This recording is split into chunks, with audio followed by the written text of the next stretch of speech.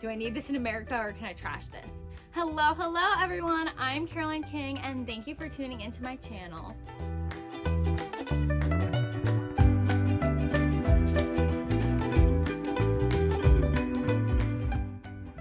Today I'm going to be talking about the 10 essentials for packing for study abroad. I graduated this past May and I actually did have the opportunity to study abroad before COVID. I was really lucky that my trip didn't get canceled even though it did get cut short. I went to Cyprus for 2 months.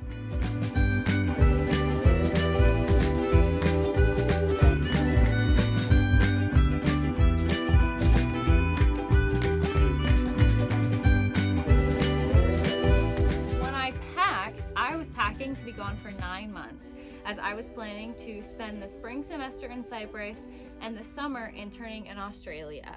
So you can imagine I did a lot of research about how to pack effectively. If you are going abroad this fall, congrats, yay.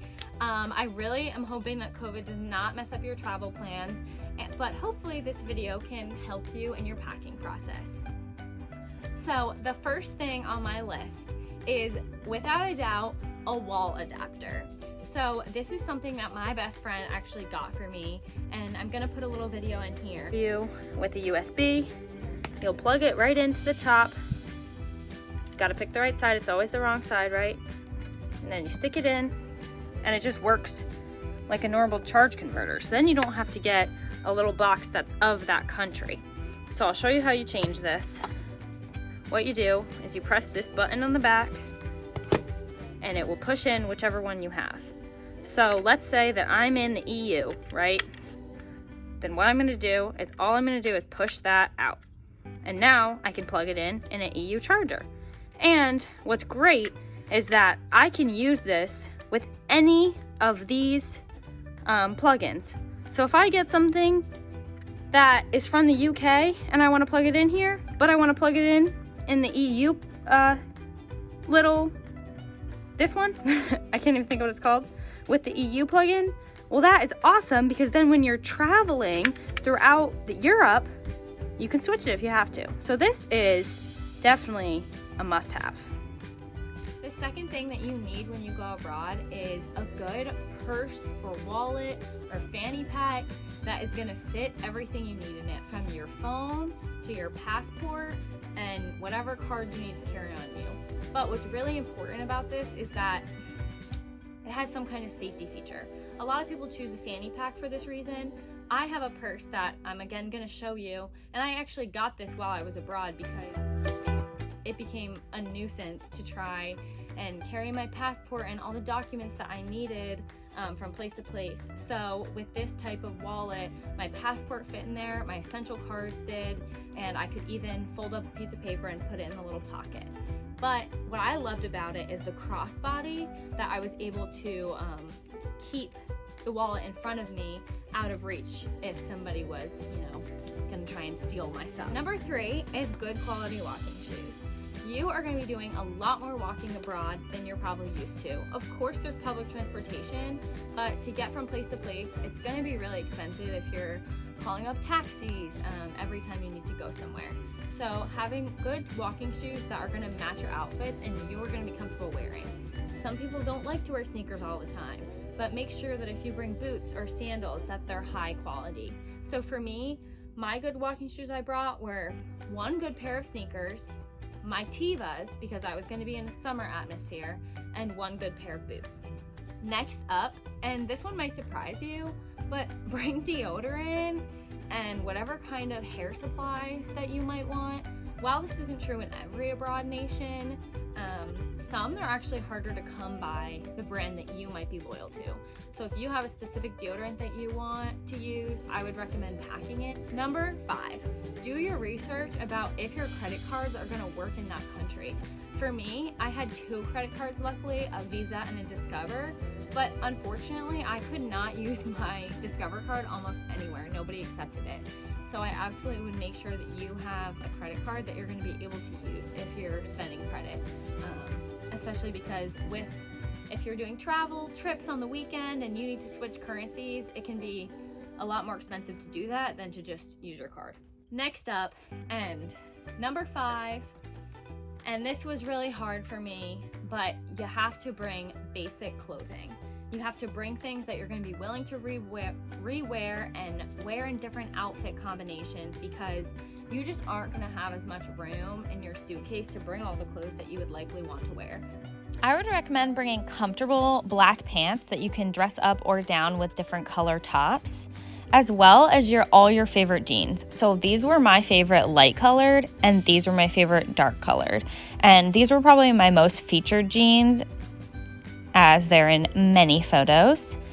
Beyond that is bringing basic colors like black and white and things that are good for layering and are also good with different pairs of pants if you do have colored pants that you might have brought. I really would suggest bringing a few of your favorite pieces, but also bringing basics that you don't mind wearing all the time, layering, and even leaving there when you leave. Because if you end up going shopping, you're gonna wanna have some things that you can trade out when you go home if you can't fit it all in your suitcase. That was me. I left for COVID, or I found out that I had to leave the country for COVID about 30 hours before I left, and had to pack everything.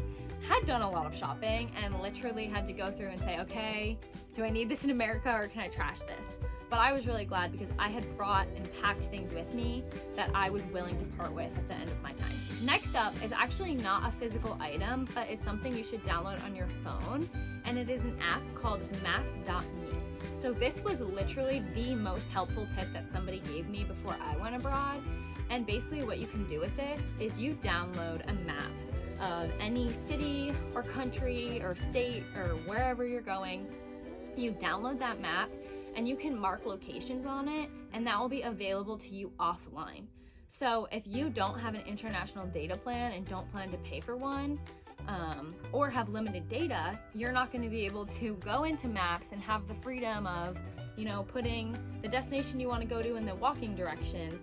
Because, if you have to walk an hour, that's going to use a lot of data. But with this, you can mark your locations, you can mark bus stops, you can mark train stations, and you can do it all so it's accessible to you offline. It's really helpful if you ever lose signal, even if you do have an international plan, because then you won't, hopefully, don't get lost. So Maps.me was definitely really helpful. Number 7 is bring a good quality baseball hat that will match everything. Even if you're not a person who wears hats a lot, there are going to be days when you're traveling where you just don't want to do your hair, or it's really sunny and you need something to cover your face on a long walk, things like that. I really would just suggest having a throw around baseball hat, black or white, something brown even, that will just match everything. And this goes back to the idea of basic clothing, but you don't want to be worrying, oh my gosh, I have a red hat and I'm wearing a yellow shirt and it's harder. You just aren't going to have the luxury of likely taking 10 or 15 baseball hats. If you want to take that luggage space, that's fine. It just wasn't something I wanted, so that was a recommendation I had. Number 7 is a good quality belt. For me, I actually got a reversible belt. It's black on one side and brown on the other side.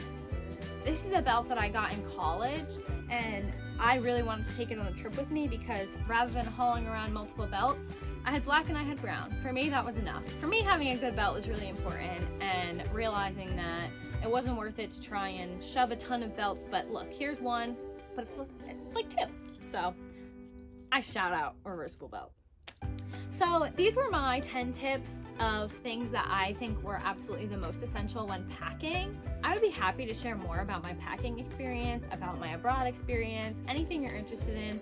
But for today, I thought just the 10 most essential things about packing would be really helpful for you as you prepare for your trip.